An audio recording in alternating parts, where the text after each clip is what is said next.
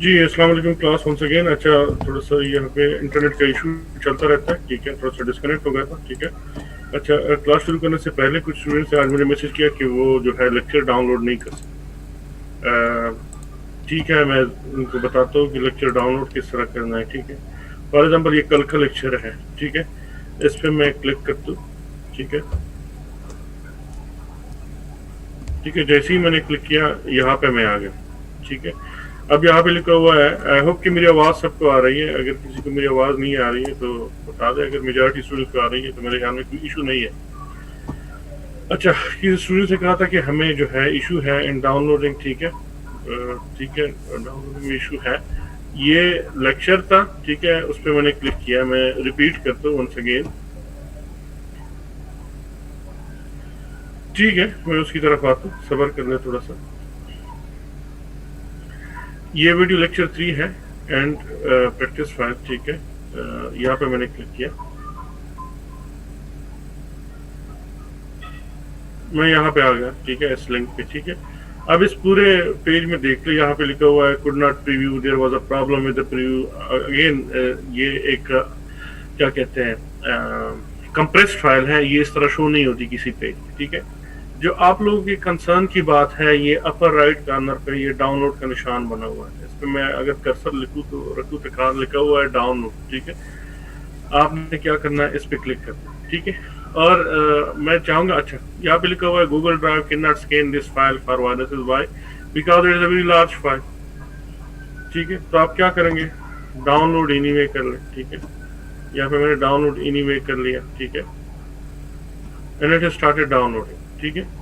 ये 132 MB का lecture है, ठीक है।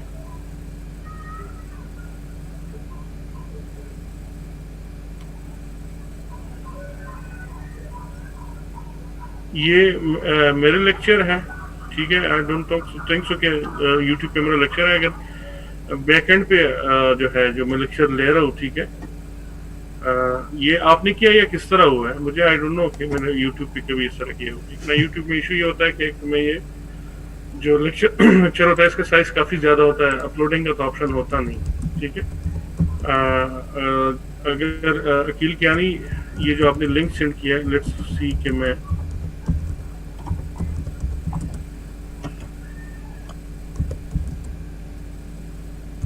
कौन सी एक्सेल शीट इसरार वाली जो कल हमने की थी, वो उसी लेक्चर के फाइल में, ठीक है।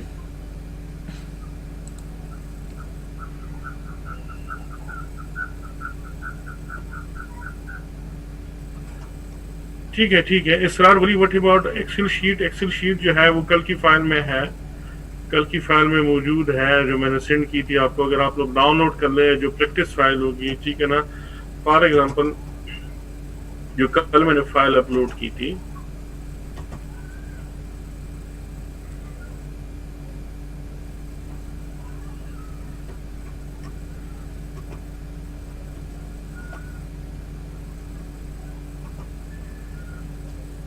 कल जो लेक्चर 3 की मैंने फाइल अपलोड की थी वो ये थी। इसमें एक वीडियो लेक्चर थी, ठीक है, 4 वीडियो जो हमारे क्लास के सेशन में हो जाते हैं, ठीक है। और साथ में जो फाइल थी, ठीक है, फॉर एग्जांपल असाइनमेंट 1 गाइड, जो असाइनमेंट 1 जो मैंने आप लोगों को बताया था कि किस तरह करना है, ठीक है। इसी तरह लेक्चर 3 एक्सेल फाइल, इसके अलावा अगर हमने एक्सेल में कोई काम किया हुआ है, ठीक है। अब ये वाली एक्सेल फाइल जो है, इसमें मैंने वो आप लोग को जो क्या कहते हैं टेबल था, जिस तरह कॉपी करना है वो मैंने दिखाया था, ठीक है ना। और साथ में कुछ और काम किया था कि पूल क्रॉस सेक्शन और पैनल में क्या फ़र्क है, ठीक है। इसी तरह मैंने ये काम भी किया था, इससे रिलेटेड इसी तरह लेक्चर 2 से रिलेटेड भी इसमें मटेरियल है, ठीक है। तो ये सारा मैंने जो है इसमें किया था, क्योंकि ये कंटिन्यूड होता है। मैं इस तरह करूँगा कि चलो शीट वाइज मैं इस तरह करूँगा। आज जो मैं काम करूँगा उसको मैं नाम देता हूँ लेक्चर 4, ठीक है।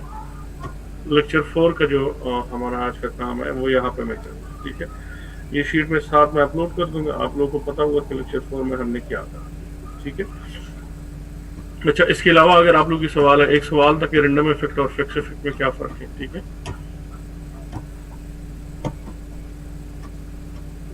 फर्स्ट ऑफ ऑल हम मल्टी मॉडल क्यों यूज करते हैं? फॉर एग्जांपल मैं एक ही चीज 2-3 मॉडल से क्यों एस्टिमेट करता हूँ? उसकी सबसे बड़ी रीजन ये है कि आपके काम में रोबस्टनेस होनी चाहिए। रोबस्टनेस क्या है कि फॉर एग्जांपल आप एक काम एक तरीके से करते हैं, उसको दूसरी तरीके से कर लें, क्या रिजल्ट वही आ रहा है? ऑब्वियसली अगर एक चीज आप ओएलएस से एस्टिमेट करते हैं, चाहे तो ये है कि उसका रिजल्ट फिक्स फिक्स ही भी सही है, उसका इफेक्ट रैंडम इफेक्ट भी है। मतलब इसका मतलब ये नहीं है कि हम मल्टी मेथड यूज करते हैं जिससे हमारा रिजल्ट अच्छा आ जाए तो वो हम रिपोर्ट कर लें। ये जो मल्टी मेथड होते हैं कि आप ओएलएस से करते हैं फिक्स फिक्स फिर रैंडम इफेक्ट्स, ठीक है, फिर एडवांस केसेस में जी में, फिर उसके बाद 2 सीरीज 3 सीरीज, ये सब आप करते हैं, ठीक है। उसका मेन मकसद ये नहीं होता कि जिस मेथड से आपका रिजल्ट सही है आपने वही रिपोर्ट करना, ठीक है। आप कोशिश करते हैं कि आप जो भी काम करते हैं वो मल्टी एस्टिमेशन कर लें, मुख्तलिफ मेथड से कर लें, और उन तीनों के रिपोर्ट जो है या उन तीनों का जो रिजल्ट है वो रिपोर्ट कर लें, ताकि जो आपका रीडर है, जो आपका रिव्यूअर है, वो कन्विंस हो जाए कि इवन अगर आप इसी काम को मुख्तलिफ एस्टिमेशन के तरीके से भी कर ले, ठीक है, तो अच्छा है। हाँ, बाज़ औक़ात मसले होते हैं कि फॉर एग्जांपल अगर इंडिजिनिटी का इशू है, ठीक है, तो हम ओएलएस रैंडम फिक्स नहीं रन करते, हम या जीएमएम की तरफ जाते हैं। जीएमएम के अलावा देखिए ये जो है कि ये जो मैं बात कर रहा हूँ, ठीक है, दिस इज वेरी एडवांस, और ये जो बात मैंने करनी है वो आपकी आने वाले चौथे या 5वें हफ्ते की बात, ठीक है ना, जब मैं ये मॉडल्स जो है डिस्क्राइब करूँगा, ठीक है। लेकिन just for the sake of your understanding कि जब मल्टी मॉडल यूज करते हैं, मुख्तलिफ तरीकों से एस्टिमेशन करते हैं, उसका बेसिक मकसद ये होता है कि आपके सारे जो जितनी भी मेथड्स आपने यूज किए हैं उससे आपके रिजल्ट सेम आए। हाँ, बाद औक़ात हमें एक स्पेसिफिक मेथड की जरूरत है। फॉर एग्जाम्पल वहाँ पे हमें ओएलएस नहीं चाहिए, वहाँ पे हमें फिक्स्ड इफेक्ट नहीं चाहिए, जहाँ पे हमारे पास अगर इंडिजिनिटी का इशू है, ठीक है। इंडिजिनिटी क्या होती है उसी टाइम हम डिस्क्राइब करेंगे, ठीक है।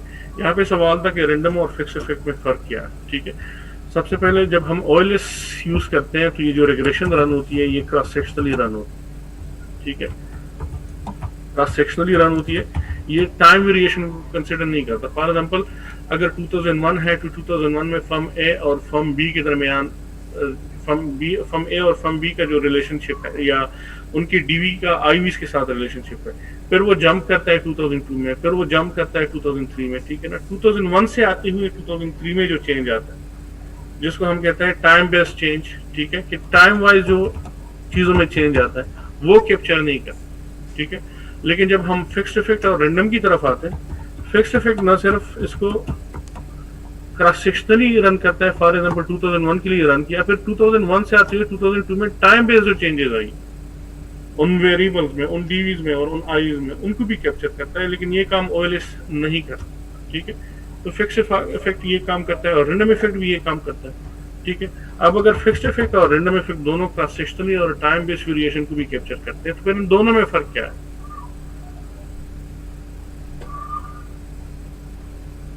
ठीक है, महाबुहारी आपने क्वेश्चन पूछा है रैंडम और फिक्स्ड इफेक्ट के बारे में, उसके बारे में मैं आपको बता रहा हूँ, ठीक है। सबसे पहला सवाल आपने किया था, ठीक है, उसी को मैं पहले कंप्लीट कर लूँ। अच्छा, फिक्स्ड इफेक्ट और रैंडम इफेक्ट, ठीक है, दोनों एस्टिमेशन करते हैं। फॉर एग्जांपल दोनों आपके डीवी और आईवीज, ठीक है ना। रिग्रेशन बेसिकली क्या है? एस्टिमेशन है। अगर कोई आपसे पूछे कि एस्टिमेशन रिग्रेशन एस्टिमेशन किस तरह है, रिग्रेशन आपको क्या बताता है? आपकी डीवी की ऑप्टिमल वैल्यू बताता है।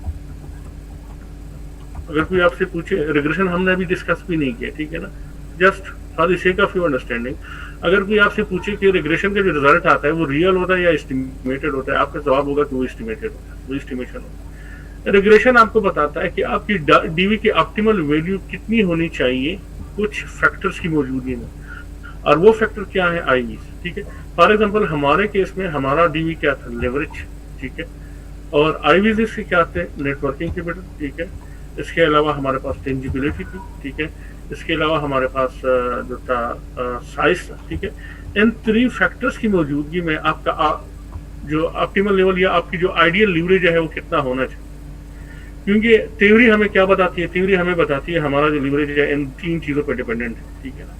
तो थ्योरी के मुताबिक अगर ये 3 चीजें हम अपने मॉडल में, फॉर एग्जांपल अब जो भी आप डेटा डालते हैं रिग्रेशन एस्टिमेशन में, वो क्या होता है? हिस्टोरिकल, कहता है हिस्टोरिकली आपकी लिवरेज ने इन 3 चीजों के बाद 3 चीजों की मौजूदगी में इस तरह बिहेव किया। तो फिर जब हम रिग्रेशन से लाइन भी एस्टिमेट करते हैं कि ये हमारी रिग्रेशन लाइन है, बेसिकली रिग्रेशन लाइन क्या होती है? ये वो लाइन होती है जिसपे हमारे डीवी की वैल्यूज या ऑप्टिमल वैल्यूज लोकेटेड होती है कि इन चीजों की मौजूदगी में आपका लीवरेज इतना होना चाहिए, ठीक है। ये तो बेसिक रिग्रेशन के बारे में था, ठीक है। अब यही रिग्रेशन, यही एस्टिमेशन हम ओएलएस के थ्रू भी कर सकते हैं, यही एस्टिमेशन हम फिक्स्ड इफेक्ट के थ्रू भी करते हैं, रैंडम इफेक्ट के थ्रू भी कर सकते हैं, ठीक है ना। Fixed effects in random effects are advanced in OLS, ठीक है। क्यों एडवांस है? क्योंकि मैंने कहा ओएलएस क्रॉस सेक्शनली जो है चीजों को क्या करता है, रन करता है, ठीक है। फॉर एग्जाम्पल अगर 2001 है, ठीक है, 2001 में फर्म ए था, फर्म बी था, ठीक है। फर्म बी का लिवरेज, ठीक है, डीवी, उसके आईवीज,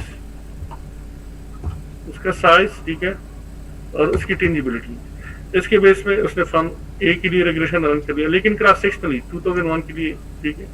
उसके बाद बी के लिए भी 2001 के लिए इनके लिए रन किया, फिर जंप करता है 2002, फिर जंप करता है 2002, बीच में से 2001 से आते हुए 2002 में अगर टाइम वाइज इनमें कोई डिफरेंस है, ठीक है, कि लिवरेज 2001 से आते हुए 2002 में कितना था, और फिर इनका जो डिफरेंस होता है बेसिकली 2002 में और 2001 में, उसको वो कैप्चर नहीं करता, लेकिन आपका फिक्स इफेक्ट उनको कैप्चर करता है और रैंडम इफेक्ट उनको कैप्चर करता है। ये इसमें बेसिक जो है डिफरेंस हो गया, ठीक है। अब फिक्स इफेक्ट और रैंडम इफेक्ट्स में क्या हो गया? फिक्स इफेक्ट कहता है कि जब आप 2001 से 2002 में आते हैं, फिर 2002 से 2003 में आते हैं, ठीक है, तो ये जो ईयर वाइज चेंज है, फॉर एग्जांपल फ्रॉम 2001 टू 2002, आपकी जो वेरिएबल चेंज है वो कांस्टेंट रहता है। ये इसकी एक असम्पशन है जिसको आपने फॉलो करना होगा, ठीक है, कि ये जो 2 साल थे 2001 से लेकर 2002 तक आपकी वेरिएबल में क्या चेंज आया, फिर 2002 से 2003 तक क्या चेंज आया, इन 2 सालों के दरमियान जो चेंज है वो कांस्टेंट रहना चाहिए। लेकिन रैंडम इफेक्ट कहता है कि जिस तरह नाम से जाहिर है, it is random, it can not be held constant, ठीक है। मेजॉरिटी ऑफ द केसेस में, मोर देन 90% केसेस में हमारे पास फिक्स इफेक्ट का जो कांस्टेंट वाला असम्पशन है ये फुलफिल हो जाता है। लेकिन कुछ केसेस में हमें रैंडम इफेक्ट की तरफ जाना होता है, वो डेटा में रियल में ऐसा होता है कि सालों के दरमियान जो चेंज है वो कांस्टेंट नहीं रहता, ठीक है। हमारा जो हाउसमैन टेस्ट है, हाउसमैन टेस्ट हमें बता देता है, हाउसमैन टेस्ट हमें बता देता है, फॉर एग्जाम्पल हाउसमैन टेस्ट की वैल्यू अगर हमारे पास 0.05 या 0.01 से कम आती है, उसकी पी वैल्यू है वो हमें बताता है। अगर पी वैल्यू 0.05 या 0.01 से कम आती है तो बेसिकली हमें सॉफ्टवेयर बताता है, क्या सॉफ्टवेयर हमें बताता है ये जो ईयर वाइज चेंज है ये कांस्टेंट है। लेकिन अगर ये हाउसमैन टेस्ट की वैल्यू 0.05 से ज्यादा आती है, ठीक है, तो इसका मतलब क्या होता है? इसका मतलब ये होता है कि ये सालों के दरमियान जो डिफरेंस है ये रैंडम है, ये कांस्टेंट नहीं है। So we are violating fixed effect. तो उस केस में अगर ये हमारे पास सिग्निफिकेंट आता है तो हम फिक्स्ड इफेक्ट के रिजल्ट रिपोर्ट कर लेते हैं, ठीक है। और अगर ये इनसिग्निफिकेंट आता है तो हम रैंडम इफेक्ट के। जब सिग्निफिकेंट आता है, mean the value, the P value is lesser than 0.05, तो फिर यहाँ पे हम क्या कह सकते हैं? यहाँ पे हम कह सकते हैं कि ये जो सालों के दरमियान जो चेंज है ये कांस्टेंट है। लेकिन अगर ये इनसिग्निफिकेंट आता है, मोर देन 0.05 आता है, तो then we say that basically the change is not constant, so we have to go for random effects, ठीक है। कल हमने रन नहीं किए थे, आज हम रन करेंगे, लेकिन उससे पहले जो है हमारा जो थ्योरेटिकल लेक्चर है उसको हम पहले वो करेंगे। जी माह बुहारी, क्या सवाल है आपका? आप सवाल कर लो।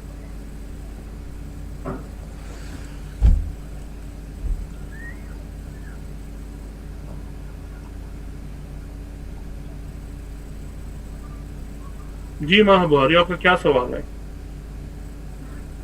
जी मैं आपको अनम्यूट कर लूँ, ठीक है।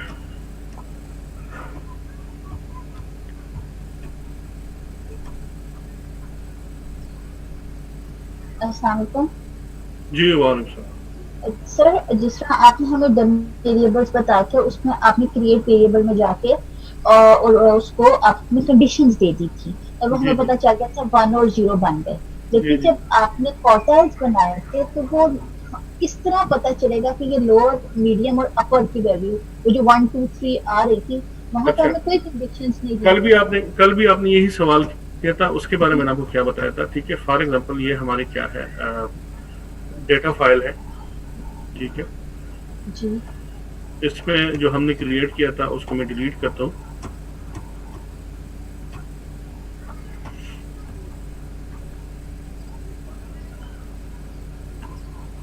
ठीक है।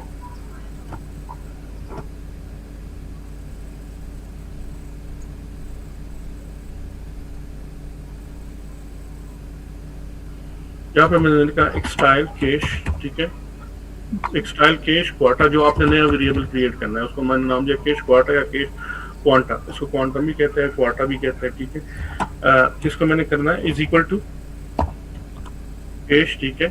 कैश को मैंने करना है इन क्यू, ठीक है, और ब्रैकेट मैंने क्या मैंने थ्री, ठीक है। इसने क्या किया, ये वेरिएबल क्रिएट कर लिया 1 2 3 1, ठीक है। बेसिकली क्वार्टाइल क्या करता है, आपके वेरिएबल के बेस पे डिवीजन कर देता है, ठीक है। और ये डिवीजन असेंडिंग ऑर्डर में होती है, ठीक है। फॉर एग्जांपल 1 2 3 इस तरह का, ठीक है। जो आपका पहला क्वार्टाइल होता है जिसको 1 कहते हैं, ठीक है, इसको लोअर क्वार्टाइल भी कहते हैं, ठीक है। आपका जो दूसरा क्वार्टाइल होता है उसको मीडियम क्वार्टाइल कहते हैं। आपका जो तीसरा क्वार्टाइल होता है उसको अपर क्वार्टाइल। इस तरह अगर मैं इस तरीके से 5 क्वार्टाइल्स क्रिएट कर लूँ तो उसमें जो लोअर क्वार्टाइल होगा 1 होगा, या जो लोवेस्ट क्वार्टाइल होगा, जो अपर क्वार्टाइल होगा, या जो हाईएस्ट क्वार्टाइल होगा वो 5th क्वार्टाइल होगा, ठीक है। अब मुझे कैसे पता चलेगा कि भाई अब अगर आप इनके सामने भी देख ले, फॉर एग्जांपल ये कर्सर ये यहाँ पे लेके आए, कैश की वैल्यू देखें तो 1 की सबसे कम होगी, 2 की उसके बाद होगी, उसके बाद 3 की होगी, ठीक है। अगर ऑब्वियसली ये एक कम्बरसम जॉब है कि मैं सर हर एक वैल्यू को वो करूँ, क्या कहते हैं। अब अगर मैं इसी उसको क्या कर लूँ, मैं मीन वैल्यू जो है फाइंड आउट करूँ या समरी फाइंड आउट कर लूँ बेस्ड ऑन जो मैंने क्वार्टर क्रिएट की, कि मेरे लिए मुझे समरी दे दे इन 3 ग्रुप्स के बेस पे, ठीक है। बाय क्वार्टर, ठीक है, सॉर्ट हम, ठीक है। सम में सिर्फ एक ही वेरिएबल दे तो, ठीक है, सारों की मुझे जरूरत नहीं है, क्योंकि मुझे देखना है कि वाकई ऐसा हुआ कि 1 पे जो है वैल्यू लोवेस्ट आती है, ठीक है। यहाँ पे मैंने कैश कर ली, ठीक है। अब देखिए मेरे पास ये 3 क्वार्टाइल के बेस पे कैश की समरी आ गई, ठीक है। पहला क्वार्टर क्या कहता है, वेरिएबल जो है कैश है, ठीक है। टोटल ऑब्जर्वेशन क्वार्टाइल में कितने 134, उसकी मीन क्या है 1.8807। अगर मैं इसको एक्सेल में कॉपी कर लूँ तो ये किस चीज के बराबर होगा, लेट्स सी, ठीक है। यहाँ पे मैंने कॉपी कर लिया, ठीक है। फार्मूला बार में देख लें, ये है 1 2 3 1,88,00,000, ठीक है। अब मैं दूसरी मीन पे आता हूँ जो मीडियम है, ठीक है, 12,70,00,000। लेट्स सी ये क्या आता है, ठीक है। 12,70,00,000 हो गया, ठीक है। अब जो मेरा अगला है, ठीक है, 40। ठीक है, 40 करोड़ कुछ 90 लाख आता है, ठीक है। अब ये वैल्यू क्या थी, ये रिलेटेड 1 सी थी, पहले क्वार्टाइल से, ये मीडियम क्वार्टाइल से, और ये क्या थी, अपर क्वार्टाइल। अब यहाँ हमें पता चल जाता है। अब अगर मीन ज्यादा है 2 से और 1 से, mean this is the highest value, ठीक है। और अगर 1 का सबसे कम है तो it mean this is the lowest value. तो हाँ, तो यहाँ पे हमने अपनी एक्सट्रीम वैल्यू जो है कैलकुलेट कर ली, ठीक है। जो ऑब्जर्वेशन 1 के सामने है वो फाइनेंशियली कंस्ट्रेंड है क्योंकि इनका कैश सबसे कम है। अब जो 3 के सामने है वो फाइनेंशियली अनकंस्ट्रेंड है क्योंकि इनका कैश सबसे ज्यादा है, ठीक है। तो इस तरीके से हमने क्या किया, इन तीनों चीजों को जो है फाइंड आउट कर, ठीक है। सर एक्सटाइल की कमांड हमेशा क्वार्टर बनाने के लिए होगी? एक्सटाइल नहीं, डिसाइल भी आप बना सकते हैं, ठीक है ना। क्वांटाइल्स नॉर्मली जब आप जो क्वार्टा का मतलब होता है 4, क्वार्टा का अगर मतलब निकाला जाए रोमन में, ठीक है, तो 4। फॉर एग्जाम्पल अगर मैं इसमें ये कर लूँ, ठीक है ना, इसी कमांड को मैं क्या कर लूँ, कैश डिसाइल कर लूँ, ठीक है, कि 10 ग्रुप में डिवाइड कर लूँ, ठीक है। एक्सटाइल कैश डिसाइल्स, ठीक है, इनकी 10। फिर मैं देखता हूँ कि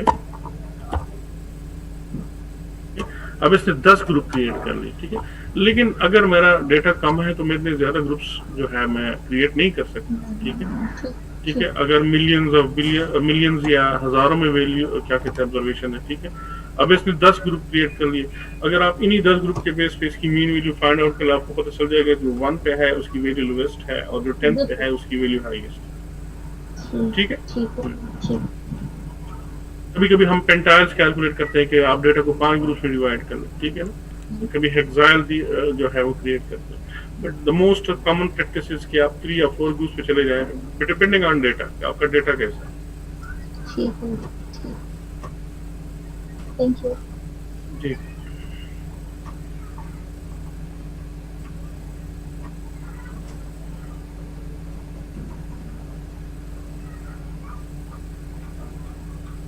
जी जी, इसको मीडियन वैल्यू भी कहते हैं। मीडियन वैल्यू क्या होती है जी? जो दरमियान वाली वैल्यू, जो आपकी दरमियान वाली वैल्यू होती है। हाँ, हम कभी कभी डिवीजन इस पे भी कर सकते हैं, ठीक है। यहाँ पे तो मैंने मीन वैल्यू भी की, ठीक है ना।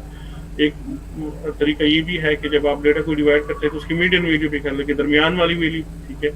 अगर दरमियान वाली वैल्यू से जो अपर वैल्यू है वो आपकी क्या हो जाएगी, जहाँ पे उसका जो वेरिएबल जो है ज़्यादा है, और अगर मीडियम से कम है तो क्या हो जाएगा, जो है मीडियम से। जो कल हमने जो डिटेल कमांड थी जिसको हमने टेप स्टेट का नाम दिया, ठीक है, अगर आप लोग को याद हो, यही समरी स्टेटिस्टिक्स हमने फाइंड आउट किए थे। एक तो सिंपल कमांड थी और दूसरा क्या था, टेप स्टेट से किया था।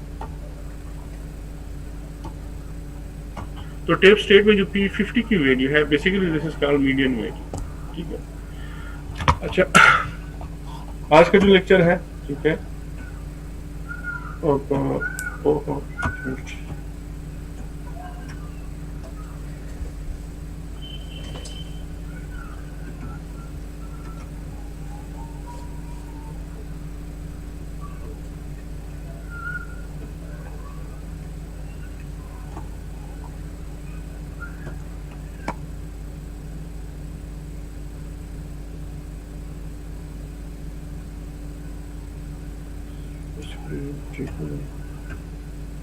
जी, आज का जो लेक्चर है हमारा इंट्रोडक्टरी लेक्चर है, इकोनोमेट्रिक्स एंड इकोनॉमिक डेटा, ठीक है। बेसिकली नॉर्मली या जिस रिसर्च में फॉर एग्जाम्पल आप फाइनेंस की रिसर्च यूज करते हैं, उसके जो मेथड्स है जो फर्स्ट इंट्रोड्यूस हुए थे वो इकोनॉमिक्स में इंट्रोड्यूस हुए। मतलब अगर हम इकोनोमेट्रिक्स को देखते हैं, econometrics is the branch of economics. अगर हम फाइनेंस को देख ले, finance is something that comes out और डिलीनेट्स फ्रॉम इकोनॉमिक्स, ठीक है। इकोनोमेट्रिक्स को अगर हम फॉर्मली डिफाइन कर ले कि ये क्या चीज़ होती है, ठीक है ना, सिंपल अगर मैं अपने अल्फाज में डिफाइन कर लूँ, econometrics is the application of mathematics या मैथमेटिकल मेथड्स, ठीक है, मैथमेटिकल मेथड्स, ठीक है, mathematical and statistical methods to test theories, to develop theories, to solve problems, okay, to help in the formulation of a policy, ठीक है।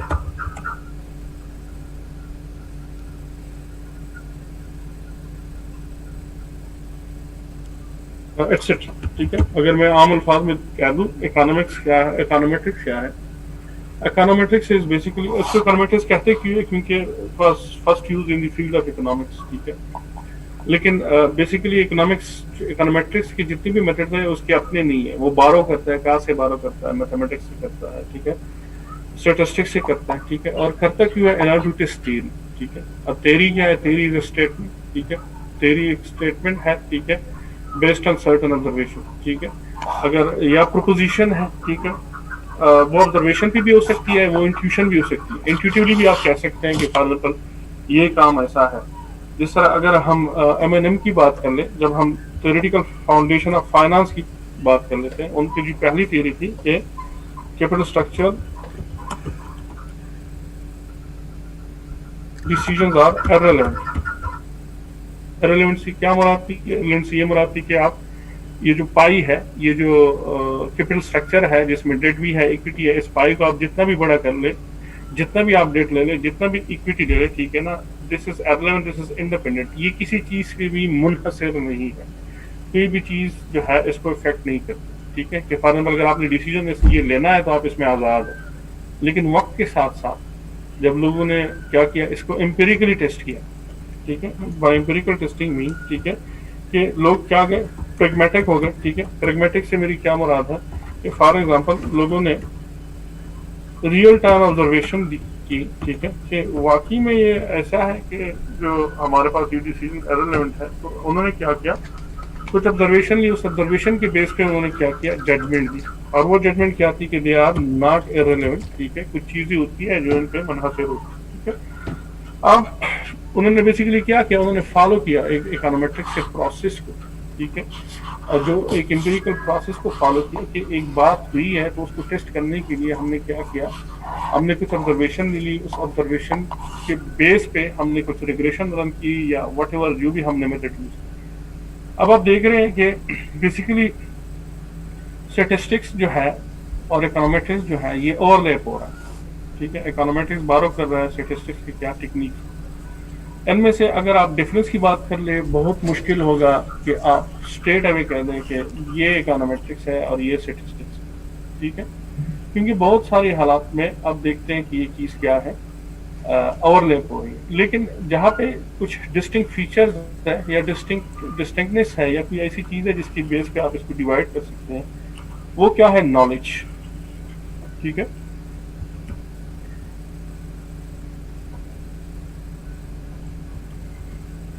वो है knowledge, for example knowledge of economics, theories of economics, knowledge of finance, theory of finance, ठीक है। Statistics आपको method तो देता है but they are not, they are you can say silent about the knowledge related to a specific area. For example अगर economics है तो economics की जो थ्योरीज है, फॉर एग्जाम्पल मैक्सिमम यूटिलिटी की थ्योरी है कि आपकी जो हर जो काम आप करते हैं उसमें आप चाहते हैं कि आपको उसका मैक्सिमम बेनिफिट मिले, but statistics is silent about it, ठीक है।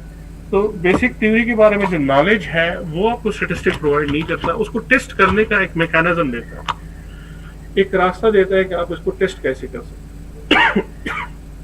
तो what is econometrics? Econometrics is the application of mathematics in statistics, ठीक है, to solve problems, to formulate policy, ठीक है।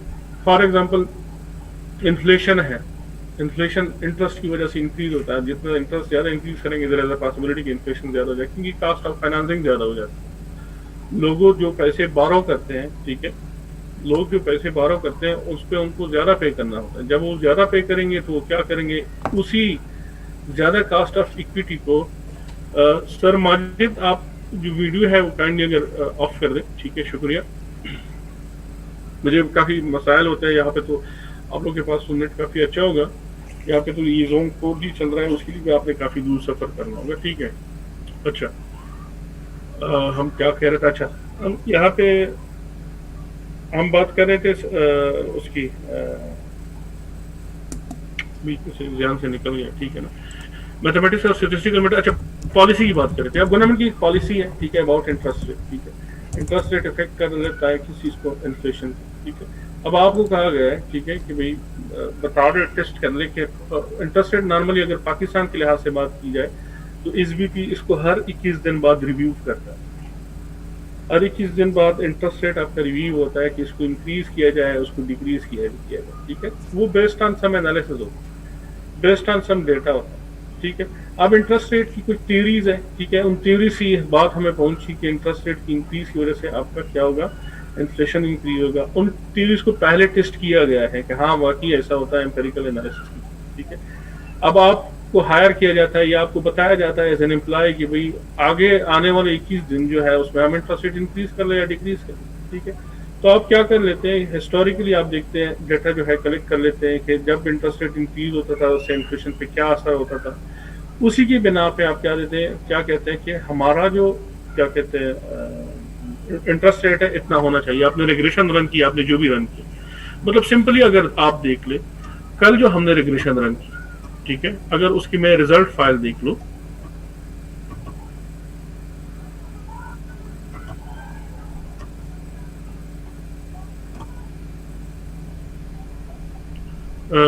उसकी जो रिजल्ट फाइल, जो मेन रिजल्ट फाइल में देख लूं,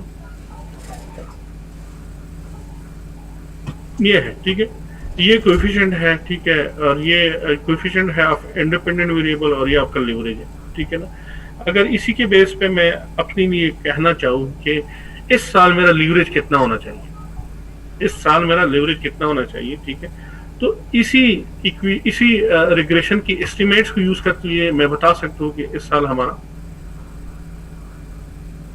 sir is it testing for historical data. ये आप हिस्टोरिकल डेटा के बेस पे क्या करते हैं, फ्यूचर के लिए एस्टिमेट करते हैं using econometrics, using the methods the econometrics borrows from other fields like mathematics and statistics. ठीक है, आप बेसिकली एस्टिमेट लगा रहे हैं बेस्ड ऑन हिस्टोरिकल डेटा। अब कल के रिग्रेशन इक्वेशन पे हम किस तरह एस्टिमेट लगा सकते हैं? फॉर एग्जांपल मेरा रिग्रेशन इक्वेशन कल का क्या था, अगर मैं इसको आज हम रिग्रेशन इक्वेशन भी पढ़ेंगे, अभी जो मैं कर रहा हूँ ये इकोनोमेट्रिक इक्वेशन है, ठीक है ना। अगर मैं इसको इस तरह लिख लूँ, ठीक है, leverage is equal two is the function of, leverage is the function of, ठीक है, अगर मैं इसको इस तरह लिख लूँ, leverage is the function of networking capital, ठीक है, टेंजिबिलिटी, ठीक है, along with the size, ठीक है। अगर मैं इसको इस तरीके से लिख लूँ तो हम कहते हैं कि basically we are writing in economic equation, इसको कहते हैं इकोनॉमिक इक्वेशन। इकोनॉमिक इक्वेशन सिर्फ आपको क्या बताता है, आपको बताता है, ठीक है, कि आपका जो डीवी है वो किन चीज़ों पे डिपेंडेंट है, ठीक है। लेकिन इसी चीज़ को जब हम इस तरह लिखते हैं, लिवरेज इज इक्वल टू, ठीक है, जो प्रॉपर रिग्रेशन इक्वेशन होती है अल्फा, ठीक है, प्लस बीटा 1, ठीक है, नेटवर्किंग कैपिटल, ठीक है, plus beta 2 tangibility, plus beta 3 size, ठीक है। अब ये क्या हो गया, इसको हम कहते हैं इकोनोमेट्रिक इक्वेशन। ये अब एक मुकम्मल इक्वेशन है, ठीक है, ठीक है, ये इकोनोमेट्रिक इक्वेशन है। ये जब आप रिग्रेशन रन करते हैं, जब आप रिग्रेशन रन करते हैं तो इसमें हम क्या करते हैं, वो वैल्यू पुट करते हैं जो हमें रिग्रेशन से आई, ठीक है। अब जब कल हमने रिग्रेशन रन की वो क्या थी, ये इसके कोएफिशिएंट थे, ठीक है। अब इसमें जो बीटास है, बीटास क्या है, बेसिकली फैक्टर्स है या कोएफिशिएंट है, जो जिसका साइन जब आप रिग्रेशन रन करते हैं, रिग्रेशन रन करने के बाद इन कोएफिशिएंट का साइन डायरेक्शन बताता है कि फॉर एग्जांपल फलाने वेरिएबल का लिवरेज के साथ क्या रिलेशनशिप, और इन का जो मैग्नीट्यूड है वो क्या बताता है आपको कि कितना इफेक्ट कर रहा है मेरा ये जो वेरिएबल है लिवरेज, ठीक है। फॉर एग्जांपल अब अल्फा क्या है, अल्फा वो कांस्टेंट है, ठीक है। अल्फा अगर मैं ड्रा कर लूँ आप लोग के लिए, क्या कहते हैं, जो रिग्रेशन लाइन होती है नॉर्मली,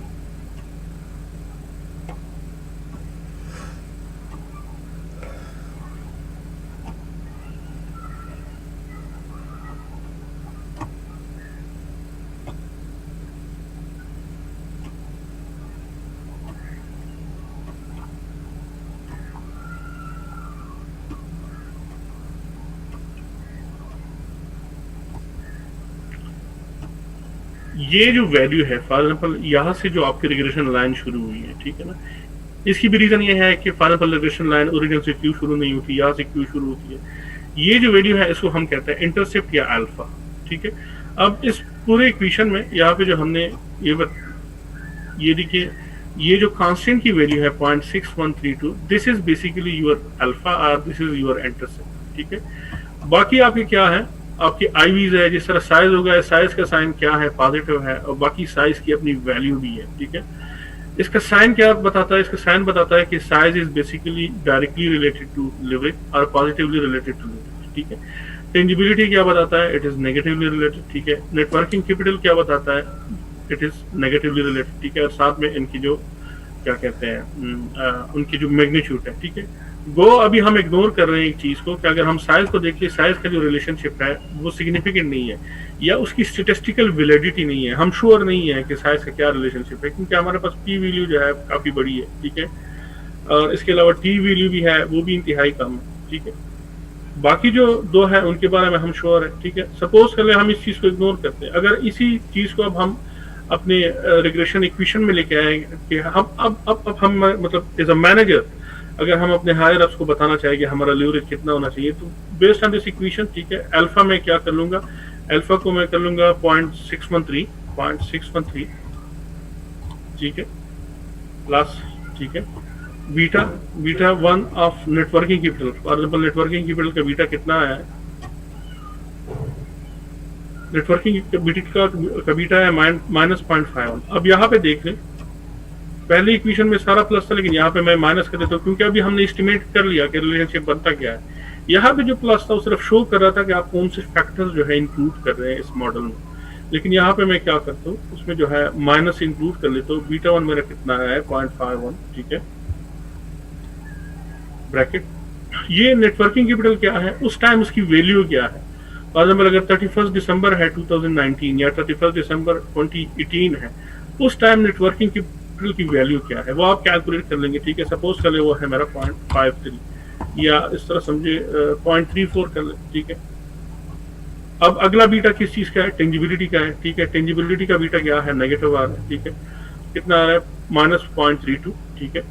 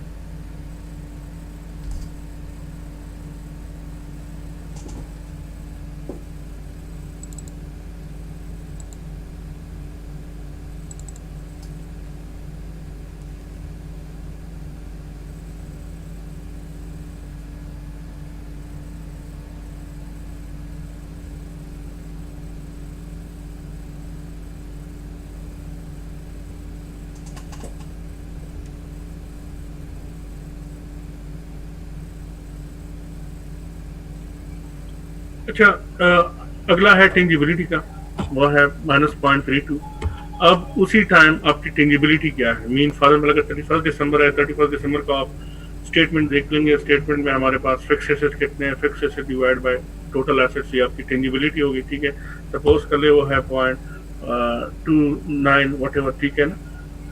प्लस आपका जो साइज का बीटा है वो पॉजिटिव है, यहाँ पर प्लस साइन हो गया 0.0027 कुछ है, ठीक है, multiplied by log of size, log of assets, ठीक है। 31 दिसंबर को जितने एसेट थे उनका आपने लॉग यूज किया, ठीक है, 7.23, ठीक है। अब आप क्या कर रहे हैं, 31 दिसंबर 2019 को डिसाइड कर लें कि 2020 के लिए मेरे लीवरेज का लेवल कितना होना चाहिए। अब आपने क्या किया, हिस्टोरिकल डेटा के बेस पे एस्टिमेशन की, ठीक है, कि आपका जो लीवरेज है, ठीक है, आपको थ्योरी ने बताया कि इन चीजों पे डिपेंडेंट है, लेकिन थ्योरी ने क्वांटिफाई नहीं किया। वो क्वांटिफिकेशन कहाँ से आई कि जब आपने रियल टाइम डेटा लिया हिस्टोरिकल, ठीक है, उसके बेस पे आपने लिवरेज का बिहेवियर देखा। आपको पता चला कि हिस्ट्री मुझे बताती है, हिस्टोरिकल डेटा के बेस पे मुझे पता चल रहा है कि मेरा जो नेटवर्किंग कैपिटल है it is negatively related to leverage. मेरी जो टेंजिबिलिटी है it is negatively related to leverage. मेरा जो साइज है it is positively related to leverage. और फिर उस रिलेशन के बाद उसकी क्वांटिटी क्या, ठीक है, ये सारा कैलकुलेट करने के बाद इसका जो आंसर आएगा आप कहेंगे कि मेरा लिवरेज लेवल एटलीस्ट इतना होना चाहिए साल के लिए, क्योंकि मैंने ये, अब ये तो काफी सिंपल है, लिवरेज इतना सिंपल डिसीजन नहीं है या कैपिटल स्ट्रक्चर इतना सिंपल डिसीजन नहीं है कि मैं इन 3 फैक्टर्स पे डिसाइड करूं। Just for the sake of understanding what we are doing, हमने क्या किया, थ्योरी से हमने ये पहले इकोनॉमिक इक्वेशन निकाली। थ्योरी ने हमें क्या बताया कि आपका लिवरेज इन चीजों पर डिपेंड कर सकता है, ठीक है। उसी थ्योरी को टेस्ट करने के लिए हमने इकोनोमेट्रिक इक्वेशन बनाई। उस इकोनोमेट्रिक की इक्वेशन के बाद हमने रेग्रेशन रन की। रेग्रेशन कहाँ से आई, स्टैटिस्टिक्स से आई, ठीक है। और उसी स्टैटिस्टिकल रेग्रेशन की वैलिडिटी भी मैंने चेक की, मतलब सिर्फ ये नहीं किया। अब आप जो है आपका अगर ये इनसिग्निफिकेंट आता है you can not include it, इसकी स्टैटिस्टिकल वैलिडिटी नहीं है, लेकिन यहाँ पे मैंने जस्ट इंक्लूड किया और इसे का के अंडरस्टैंडिंग।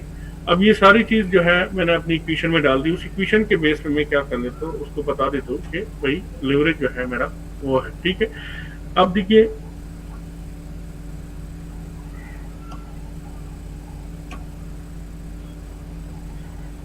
जी हम पॉजिटिव शो जितना स्लोप की तो अब हम बात भी नहीं कर रहे हैं, ठीक है ना। सिंपल मैं आप लोगों को इकोनॉमिक इक्वेशन समझा रहा था चीज़ों को थोड़ा इस तरह रखें कि यहाँ पे एमबीए के स्टूडेंट्स भी, ठीक है ना, एमबीए के स्टूडेंट्स आप उनके मैसेजेस नहीं देखते कि वो हमें मुझे मैसेज करते हैं कि सर इसकी कक समझ नहीं है, ठीक है, थोड़ा सा इंतजार करें, हम उनकी तरफ भी आएंगे। स्लोप क्या होता है, ठीक है, स्लोप को किस तरह वो कर सकते हैं, ठीक है।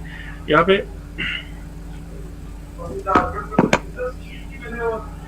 Sir T and F value को मैं डिफाइन नहीं करूंगा, हम रिग्रेशन के आउटपुट स्टडी नहीं कर रहे हैं, ठीक है ना, थोड़ा सा इंतजार कर ले कि इसमें अभी हमें रिपोर्टिंग पे आया भी नहीं हूँ कि जब आप आउटपुट रिपोर्ट करेंगे उसको आपने एक्सप्लेन किस तरह करना है, आर स्क्वायर का क्या मतलब होता है, एडजस्टेड आर स्क्वायर का क्या मतलब होता है, एफ का क्या मतलब होता है, टी का क्या मतलब होता है, पी का क्या मतलब होता है, ये सारी चीजें हैं, ये हमने डिस्कस करनी है, लेकिन वो मैं डिस्कस नहीं कर रहा।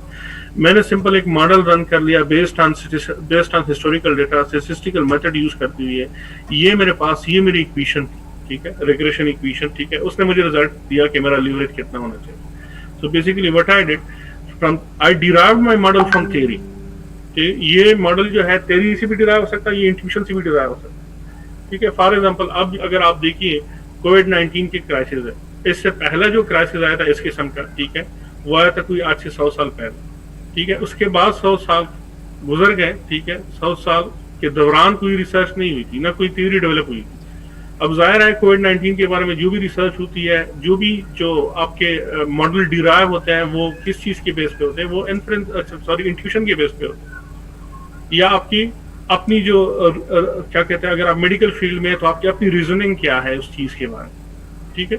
तो हमने क्या किया, अब देखिए एक थ्योरी से हमने मॉडल बनाया, ठीक है, मॉडल को हमने रन किया यूजिंग स्टैटिस्टिकल मेथड्स, और फिर हम एक इन्फ्रेंस पे आए। इन्फ्रेंस क्या है, स्टैटिस्टिकल इन्फ्रेंस मैं कह रहा हूँ, स्टैटिस्टिकल इन्फ्रेंस इसलिए कह रहा हूँ, एक जजमेंट होती है, ठीक है, जिसकी कोई वैलिडिटी नहीं होती। By validity I mean, for example आपका मैनेजर कह दे कि इतना हमारा लिवरेज होना चाहिए without doing any statistical analysis. अब ये भी एक जजमेंट है, but this is not a statistical inference. Statistical inference की वैलिडिटी होती है, वो आप बेस्ड ऑन क्या करते हैं, कैलकुलेशन उसे बताते हैं। अब देखिए अगर हम पी वैल्यू की बात करते हैं, पी वैल्यू क्या है, वैलिडिटी है कि मैं जो बात कर रहा हूँ, मेरा जो जजमेंट है, ठीक है, वो फैक्ट पे बेस्ड है, क्या वो फैक्ट्स भी स्टैटिस्टिकली ठीक है। जब भी पी वैल्यू कम आती है, सॉरी ज्यादा आती है, उसकी वैलिडिटी नहीं होती, उसको हम अपने डिसीजन में इंक्लूड नहीं करते। So we are making statistical inferences using econometrics, ठीक है। इकोनोमेट्रिक्स थोड़ा सा डिविएट कर जाता है स्टैटिस्टिक्स से जब हम थ्योरी की बात करते हैं। अब हर चीज की अपनी थ्योरी है, ठीक है। फॉर एग्जाम्पल अगर इकोनोमेट्रिक्स को हम डिवाइड कर ले तो साइकोमेट्रिक्स है, ठीक है, एनवायरमेंट्रिक्स है, एनवायरमेंट, ठीक है, एनवायरमेंट में जो इकोनोमेट्रिक्स यूज होती है, हमारे पास साइकोलॉजी में इकोनोमेट्रिक्स यूज होती है। बेसिकली हम मेथड तो यूज कर रहे हैं स्टैटिस्टिक्स का, लेकिन नॉलेज चेंज होती रहती है। अब अगर मैं इकोनोमेट्रिक्स की बात कर लूँ तो इकोनोमेट्रिक्स यूज तो कर रहा है किस चीज के मेथड्स, जो हमारे स्टैटिस्टिक्स है, लेकिन नॉलेज क्या है इकोनॉमिक्स की, ठीक है। अब फिर इकोनोमेट्रिक्स को हम फाइनेंशियल इकोनोमेट्रिक्स भी कह सकते हैं, when we use the knowledge of finance and apply the methods of statistics, ठीक है। हाँ, ये थोड़ा सा इसकी डिफिनीशन के बारे में था। हाँ, ये जो हमारे पास मॉडल्स आते हैं, ये कहाँ से आते हैं, ये थ्योरी से आते हैं, ये थ्योरी से भी आ सकते हैं, ये इंट्यूशन बेस्ड भी हो सकते हैं। इंट्यूशन क्या होती है, आपके इसको अगर मैं लफ्जी माना में कह दूं, इसको कहते हैं जिबल्लत, मतलब आप में अपनी बिल्ट इन जो रीजनिंग पावर है, ठीक है, वो कैसी डेवलप होती है, वो भी क्या है, आप जो है ग्रोथ कर, आप क्या कहते हैं, पैदा होते हैं, जवान होते हैं, जवान होने के बाद आप आदमी बनते हैं, ठीक है, लेकिन इस दौरान आप इनफॉर्मल नॉलेज भी आपके पास आती है, आपके पास फॉर्मल नॉलेज भी आ सकती है, ठीक है ना। उसी के नॉलेज के बिना पे आपका क्या होता है, एक जहन में एक चीज आ जाती है, ठीक है जी, एजुकेटेड अजम्पशन, ठीक है। अब this was simple definition about econometrics, और ये प्रोसेस होता किस तरह है, ठीक है। आज के जो लेक्चर है इन तीन चीजों पे बेस्ड है, econometrics, economic and financial theory, intuition, observation in a model के। एक हम मॉडल जो है वो डिराइव करेंगे, ठीक है, इंट्यूशन वाइज भी, थ्योरी से भी हम डिराइव कर सकते हैं, ठीक है।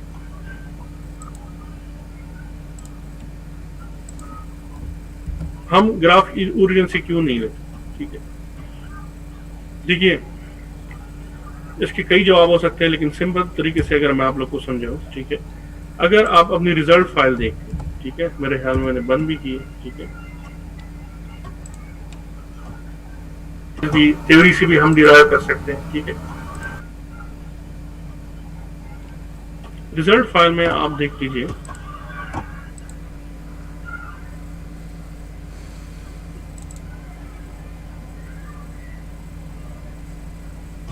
इसका एक जवाब तो ये हो सकता है कि फॉर एग्जाम्पल इसका आर स्क्वायर 56.1, आर स्क्वायर आपको क्या बताता है कि फॉर एग्जाम्पल आपकी जो एक्सप्लेनेटरी वेरिएबल है, एक्सप्लेनेटरी वेरिएबल कौन से हैं, आपके आईवीज जो है उनकी पावर ऑफ एक्सप्लेनेशन कितनी है, वो लिवरेज को कितना इफेक्ट कर रहा है, ठीक है। अगर 56.12 आया तो हम इसको परसेंटेज वाइज कहते हैं 56.12% आपके इन तीन वेरिएबल ने क्या किया है, आपके लिवरेज पे इफेक्ट किया, means your leverage is 56.12 dependent on these variable, ठीक है।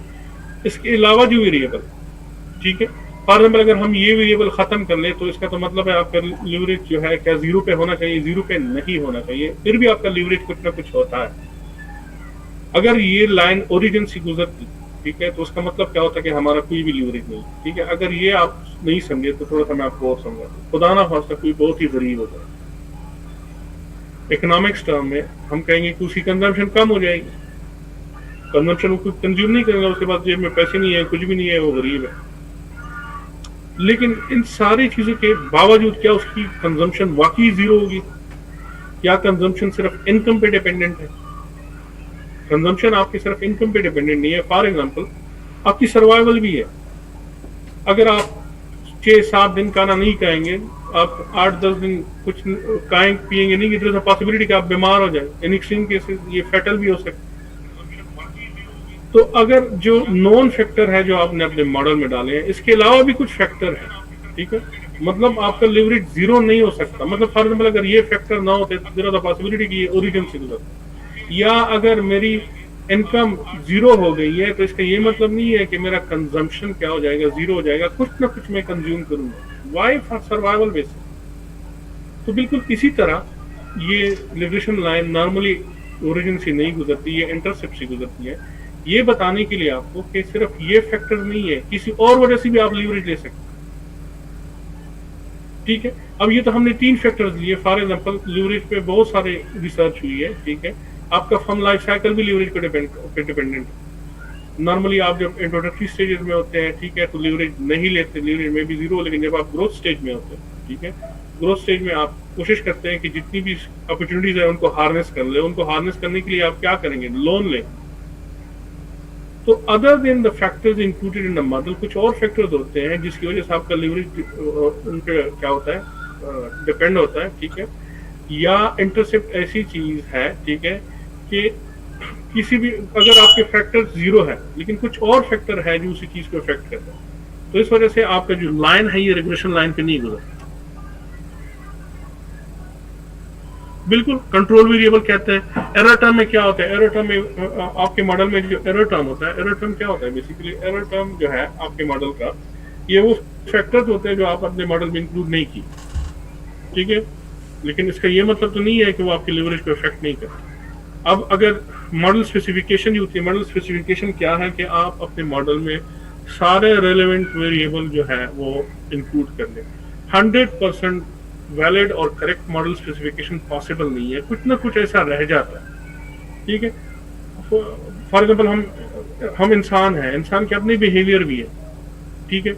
एक चीफ एग्जीक्यूटिव ऑफिसर है जो जिसकी आदत है कि वो लोन ले, जिसकी आदत है जो कभी भी अपने पैसों पे काम नहीं करता, वो चाहता है कि दूसरे के पैसों पे काम करे क्योंकि इसमें बहुत फायदा है। उसको मैं क्या करूंगा, एक छोटा सा परसेंटेज दूंगा, बाकी जो प्रॉफिट होगा मैं अपनी जेब में डालूंगा। अब ये ह्यूमन बिहेवियर है, ह्यूमन बिहेवियर को आप अपने मॉडल में किस तरह करें, ठीक है। इसी तरह कितनी रिसर्च हुई है कि अब हम अपने मॉडल में जेंडर भी डाल रहे हैं कि 2 जेंडर जो है मेल और फीमेल, उनमें भी डिसीजन मेकिंग डिफरेंट हो सकती है। तो इंटरसेप्ट इन चीजों की वजह से आ सकता है कि अगर कुछ और फैक्टर्स है उनकी वजह से भी आपका लीवरेज इंक्रीज हो सकता है। तो हमेशा याद रखें कि इट इज वर्चुअली मतलब majority cases it's not possible कि आपका ये जो लाइन है ये ओरिजिन से गुजरे। It should pass to the intercept, कुछ अमाउंट जो है वो रहेगी, ठीक है, आपकी लीवरेज की, ठीक है। वो हम अपने मॉडल में इज अल्फा जो है उसको डिनोट करते हैं, ठीक है, या उसको कभी भी नाम देते हैं बीटा नॉट, ठीक है। क्या कहते हैं, ट्रेडिशन है, रिवायत है कि आप उसको इस चीज को किस तरह लिखें, ठीक है। अच्छा, अपने लेक्चर की तरफ आते हैं। फॉर एग्जाम्पल आपको हायर किया गया है, ठीक है, इमेजिन यूरसेल्फ, ठीक है, वही बात मैं फिर दोहरा रहा हूँ जो इससे पहले मैंने की। As a public servant you are required to evaluate the effectiveness of a public funded training program for workers। एक सिचुएशन ये है। दूसरी सिचुएशन ये है कि suppose you are an investment banker, you are required to compare returns on T-bills and listed stocks and their linkage with known theories, ठीक है। पहली केस में क्या है, पहले केस में आप पॉलिसी की इफेक्टिवनेस देखो, गवर्नमेंट की पॉलिसी है और वो पॉलिसी क्या है, you required to evaluate the effectiveness of public funded training program for workers। Workers के लिए कोई प्रोग्राम है, फॉर एग्जांपल कंप्यूटर लिटरेसी का program, for example artificial intelligence का कोई प्रोग्राम, ऑटोमेशन का कोई प्रोग्राम है, वो आप अपने जो वर्कर्स हैं उनको सिखा रहे हैं, ठीक है, गवर्नमेंट जो है, और पब्लिक फंडेड है, इसका मतलब है फ्री ऑफ कास्ट है, गवर्नमेंट ने आपको हायर किया है, यू हैव टू इवैल्यूएट किया इफेक्टिव है कि नहीं। दूसरे केस में आप इन्वेस्टमेंट, पहले केस में आप पॉलिसी इफेक्टिवनेस देख रहे हैं, दूसरे केस में आप नोवन थ्योरीज को टेस्ट कर रहे हैं। For example known theories about T-bills and stock returns क्या है, फॉर एग्जांपल T-bills क्या है, T-bills जो है वर्चुअली विद जो हम कहते हैं कि T-bills कौन इशू करता है, एक सॉवरन इशू करता है, सॉवरन एंटिटी इशू करती है, एक गवर्नमेंट इशू करती है, और उनका जो रिस्क लेवल होता है नॉर्मली 0 होता है, ठीक है। तो T-bills, अब ये एक थ्योरी थी, ठीक है, किस बेस पे, क्या कहाँ से आई, हमें रिस्क से आई, रिस्क मैनेजमेंट की थ्योरी से है कि नॉर्मली जो गवर्नमेंट एक सॉवरन बॉडी है उसका डिफॉल्ट होने के चांसेस इंतहाई कम होते हैं। अब आपने उसको टेस्ट करना है कि क्या वाकई T-bills पे जो रेट है या आपके जो स्टॉक रिटर्न्स है, आप इन्वेस्टमेंट बैंकर है, या आपके जो स्टॉक रिटर्न है जहाँ पे आपने इन्वेस्ट किया है, कारपोरेट स्टॉक्स में इन्वेस्ट किया है, तो उनमें वाकई फर्क आता है। क्योंकि हम कहते हैं कि अगर आप किसी कंपनी में इन्वेस्ट करते हैं it is more riskier as compare to अगर आप किसी गवर्नमेंट इशूड क्या कहते हैं सर्टिफिकेट या सिक्योरिटी में जो है आप क्या कर ले, इन्वेस्ट कर ले। तो ऑब्वियसली अब ये दो सिचुएशन है, इन दो सिचुएशन को आप अगर आप कहें, सपोज कर ले आपके पास इकोनोमेट्रिक्स की नॉलेज नहीं थी, ठीक है, आप अपनी इंट्यूशन के बेस पे डिसीजन करना चाहते थे, number 1, number 2, for example number 1 में आपके जहन में आया कि अगर मैंने इस पॉलिसी की इफेक्टिवनेस चेक करनी है तो मैं रिस्पोंडेंट्स के पास जाऊंगा, उनसे पूछूंगा, वो कहेंगे हाँ हमारा ये काम ये हो गया, ये नहीं हो गया। और दूसरे केस में अगर आपके पास फाइनेंस की नॉलेज नहीं है, इकोनॉमेट्रिक्स की नॉलेज नहीं है, या सपोज कर दे फाइनेंस की नॉलेज है, फाइनेंस की नॉलेज है, आपके जहन में यही आएगा कि मैं T-bills और स्टॉक के रिटर्न्स को क्या कर लूंगा, कंपेयर कर लूंगा, ठीक है।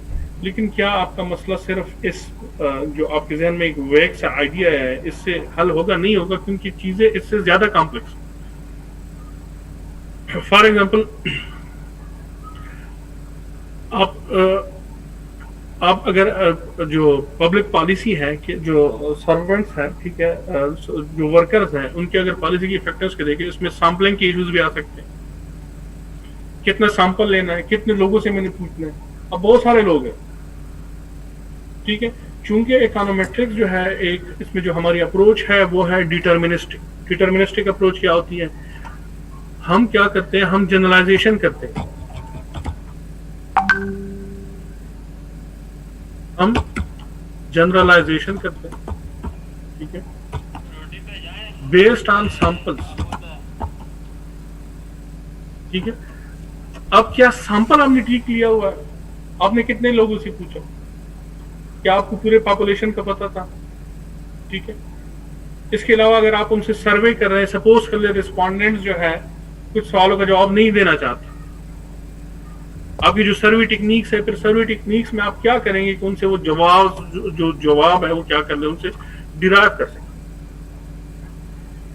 किस चीज की जनरलाइजेशन ये है कि फॉर एग्जांपल वर्चुअली ये पॉसिबल नहीं है कि आप सारे पॉपुलेशन को टेस्ट कर सकें। जनरलाइजेशन क्या है, पूरे पॉपुलेशन के बारे में एक बात बेस्ड ऑन सम सैंपल, ठीक है। फॉर एग्जांपल इन वर्कर्स की पॉपुलेशन 1000 थी, आपने क्या किया, इनसे 300 का सैंपल लिया और आपने कहा based on 300 employees I feel या I found, sorry not I feel, personal feeling तो आप रिसर्च में डाल भी नहीं सकते, कि I found that government policy of training the workers in artificial intelligence और इन ऑटोमेशन और in computer literacy is effective, ठीक है। अब 300 लोगों के बेस में आपने कितने लोगों के लिए बात की, 1000 के लिए बात की, ठीक है। This is called deterministic approach. This is called an approach based on a sample. एक छोटे से ग्रुप के बेस पे, छोटे से ठीक है, या 50% है या 30% है 20% है, उसके बेस पे आप क्या कर ले, उसके बेस पे आप क्या कर रहे हैं, जनरलाइजेशन कर रहे हैं पूरे किस चीज के लिए, एक पॉपुलेशन के लिए, ठीक है। अब अगर आपके पास इकोनॉमेट्रिक्स की नॉलेज नहीं है, सबसे पहले आपको ये भी नहीं पता होगा कि मुझे कितने लोगों से पूछूं। अब फॉर एग्जांपल रिस्पॉन्डेंट जो है जरूरी नहीं है वो आपको एज इट इज जवाब दे जो आपकी डिजायर्ड है। कुछ ऐसे सवाल हो सकते हैं जिनका वो जवाब देना पसंद नहीं करे। अब ये निटी-ग्रिटीज है, छोटी छोटी बातें हैं जिनका जवाब जो है इकोनॉमेट्रिक्स के पास है। इसी तरह जब आप दूसरी थ्योरी की बात कर ले, ठीक है ना, फॉर एग्जांपल जो है टी बिल्स की बात कर ले और स्टॉक रिटर्न्स की बात कर ले, ठीक है। अब आपने कौन सा सैंपल लेना है, अब आपने फाइनेंशियल फर्म सारे लेने हैं या आपने नॉन फाइनेंशियल फर्म लेने हैं, और फाइनेंशियल और नॉन फाइनेंशियल फर्म की नेचर जो है डिफरेंट है, ठीक है। वहां पे भी आपको इकोनॉमेट्रिक्स की निटी-ग्रिटीज का पता नहीं है, ठीक है। For these reason you need econometrics कि आप क्या कर ले, आपको सैम्पलिंग से लेके जो आपकी एस्टिमेशन की टेक्निक है वहां तक पता हो कि मैंने करना क्या। आपके जहन में एक आइडिया तो होता है, आइडिया तो हर किसी के जहन में होता है कि मैंने आपका करना क्या, ठीक है, लेकिन उसको ऑपरेशनलाइज करना कि अगर मैंने इफेक्टिवनेस ऑफ पब्लिक पॉलिसी देखनी है, ठीक है ना, सबसे पहले रिस्पोंडेंट्स के लिए मैं सवाल कौन से फर्स्ट करूं, किन चीजों के बारे में मैं रिलेशनशिप बनाऊं। फॉर एग्जांपल उनकी कौन सी इफेक्टिवनेस क्या है, कि आप जो चीज बनाते हैं, इफेक्टिवनेस और एफिशिएंसी मेरे ख्याल में आप लोगों को पता होगा कि what are these things. Efficiency क्या है कि आप लोअर आउटपुट से हायर आउटपुट दें। इफेक्टिवनेस क्या है कि आप जो आउटपुट दें वो किसी बेंचमार्क या किसी क्वालिटी स्टैंडर्ड के मुताबिक, ठीक है। अब इफेक्टिवनेस, अब आपकी इफेक्टिवनेस मेजर करने का क्या तरीका कार होगा कि कौन सी इफेक्टिवनेस, उनके अपने काम करने की तरीके की इफेक्टिवनेस, या उनकी वो एफिशिएंसी, या वो जो चीज आप प्रोड्यूस करेंगे वो आप कंपेयर करेंगे बेंचमार्क के साथ। तो अगर हम कहें कि बगैर इकोनॉमिक्स के नॉलेज के हम ये चीजें कर सकते हैं, then I think we are living in a fool paradise. We have to consult econometrics about this, we have to consult statistics, ठीक है। उसके बाद हम इस प्रॉपरली इसको साइंटिफिकली इन्वेस्टिगेट कर सकते हैं। अब अगर ये सवाल है कि जो है effectiveness of computer literacy program for employees, सबसे पहले मैं देखूंगा कि वाकई में कोई थ्योरी है, ठीक है। सबसे पहले बात तो थ्योरी से शुरू होती है कि इस बारे में कोई थ्योरी है, किसी ने कुछ कहा है, कहा इनके दरमियान इफेक्टिवनेस होती है। वहां से फिर मैं सवालात क्या करूंगा, डिराइव करूंगा। वहां से मुझे पता चलेगा किस किस्म की इफेक्टिवनेस, वहां से मुझे अपने सैंपल्स का भी पता चलेगा, वहां से मुझे अपने क्वेश्चनियर्स वगैरह का भी पता चलेगा। It was about public policy effectiveness, ठीक है ना। इन्हीं चीजों से आप क्या करते हैं, अपने मॉडल्स भी डिराइव करते हैं, ठीक है। आगे देखिए, हम आगे जाके हम देखेंगे कि हम कभी कभी हम अपना मॉडल, ये जो हमने इकोनॉमिक इक्वेशन बनाई थी, कभी हम इंट्यूशन बेस्ड करते हैं और कभी हम थ्योरेटिकल बेस पे करते हैं कि कोई एस्टेब्लिश थ्योरी थी। फॉर एग्जांपल लिवरेज की एक थ्योरी है ट्रेड ऑफ, कौन, जो मिलर नहीं एमएनएम ने पेश की थी उनकी थ्योरी ऑफ इररिलेवेंस के बाद, ठीक है। ट्रेड ऑफ क्या था कि आप अपना लिवरेज डिसीजन करते हैं based on cost and benefits. अब लिवरेज की कॉस्ट क्या है, लिवरेज का सबसे बड़ा कॉस्ट क्या है कि ये आपको बैंकरप्ट बना सकता है। कौन सी डिवाइस से लॉगिन करूं, क्योंकि लिवरेज का मसला क्या है, जब आप डेट फाइनेंसिंग लेते हैं, ठीक है, उसका जो इंटरेस्ट है वो आप पे ऑब्लिगेटरी होता है। अगर किसी साल आपको लॉस हो जाए, आप ये नहीं कह सकते कि मैंने आप इंटरेस्ट पे नहीं करना, यू हैव टू पे। तो लिवरेज का नुकसान क्या है, ये आपको दिवालिया बना सकता है। इसके बरक्स इसका फायदा क्या है, इसका फायदा शील्ड है कि आपके टैक्स को कम कराता है। तो आप इन दोनों फायदों को, अब ये बताया किसने आपको, ट्रेड ऑफ ने, ट्रेड ऑफ थ्योरी ने। अब ट्रेड ऑफ थ्योरी के बेस पे आप लिवरेज की कॉस्ट और बेनिफिट के बेस पे अपने लिए रिसर्च क्वेश्चन ढूंढते, ठीक है। तो आगे देखते हैं, आगे थ्योरी है, ठीक है ना। इसी की बेस पे यहाँ पे एटलीस्ट हमें इतना अंदाजा हुआ, we can not do anything, तो मेरा ही जाएगा ना आगे। हम कोई साइंटिफिक इन्वेस्टिगेशन नहीं कर सकते, मेरे उस पे फोटो लगा हुआ है दोनों, नॉलेज ऑफ इकोनॉमेट्रिक्स, ठीक है। जिस तरह ये दो सिचुएशन थी, ठीक है जी। अच्छा, अब ये जो दो सवाल थे, इफेक्टिवनेस ऑफ पब्लिक पॉलिसी और दूसरा क्या था, whether the returns of T bills and listed stocks have linkages with known theories, ठीक है। हाँ, तो मैं ये चेक जो दो करता हूँ सवाल दूसरा, है, तो फिर विकास लॉग का आउट हो गया तो conference फिर मैं question लॉग is इन किस तरह daunting हूँ it। ला लिया। daunting क्या है? daunting is अगर हम हाँ। देखें something difficult, something formidable, हाँ। ठीक है ना। अगर मैं इसके synonym देख लूं, ठीक है, something चल मैं ट्राई scary, करता हूँ something अगर होता है discouraging, तो। something frightening, something intimidating, something formidable, ठीक है। फर्स्ट ऑफ ऑल अगर हमने इस सिचुएशन को टेकल करना है, वो हम अपने जो हमारी अपनी रीजनिंग बनी हुई है based on our knowledge, based on our growth, और वो क्या है, we may have a first hand idea. जो फर्स्ट हैंड आइडिया है जो आपके जहन में मौजूद है, ठीक है ना, वो आपकी उस जो है वो एम्पेरिक्स पे बेस्ड नहीं है। एम्पेरिक्स क्या है कि आपने कोई रिसर्च नहीं किया, आपने कोई रियल टाइम डेटा नहीं देखा, आपके अपने जहन में है। We may have a first-hand idea that our respondent will be workers and investors. However, this investigation is much beyond this vague idea of data. जिस तरह मैंने कहा कि हर स्टेप पे आप सोचते हैं कि मैंने इस काम को किस तरह करना, ठीक है। पहला स्टेप है कि अगर मैंने इनको अप्रोच करना है तो मेरे रिसर्च के क्वेश्चन क्या होंगे, उन रिसर्च के क्वेश्चन के बेस पे मेरा मॉडल क्या होगा, उस मॉडल के बाद जब मैं डेटा कलेक्ट करूंगा मेरा सैंपल क्या होगा। क्या मैं इन सारे लोग, अच्छा अगर 1000 लोग हैं तो उसमें मैं 50% इंक्लूड कर लूँ, 30% इंक्लूड कर लूँ, ऐसा कोई फार्मूला है जो मुझे बताएं कि हाँ आप सैम्पलिंग जो है इतनी करें, ठीक है। तो ये सारी जो निटिग्रिटीज है, ठीक है, you for that you need to have a knowledge of econometrics. जी